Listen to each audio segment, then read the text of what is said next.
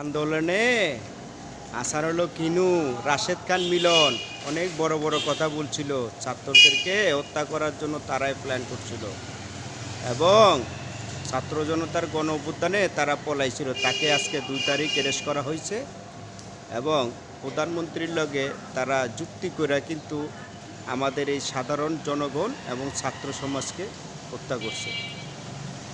এই যে শেখ সাহেবের হত্যাকারী তিনিও ছিলেন, কিন্তু শেখ হাসিনা বিচার করে নাই, তার দলে লিয়াজু করে থাকছে। শেখ সাহেবের হত্যাকারীর বিচার কিন্তু হাসান আলমকে নিয়েই ছিল, ট্যাঙ্গর ফাল পারছে হত্যা করার পর। তারপরে গিয়া এই যে রাশেদ খান মিলন, এরা কি, এরা তো সবাই আসছিল দোসর ছিল। তোফায়েল আহমেদ লক্ষ্মী বাহিনীর প্রধান ছিল, তৎকালীন লক্ষ্মী বাহিনীর প্রধান ছিল, শেখ সাহেবকে মেরে ফেললো, কিন্তু তোফায়েল আহমেদ কোনো কথা বলেনি কেন? তারাই তো সব জানে, তাই যাই না শেখ হাসিনা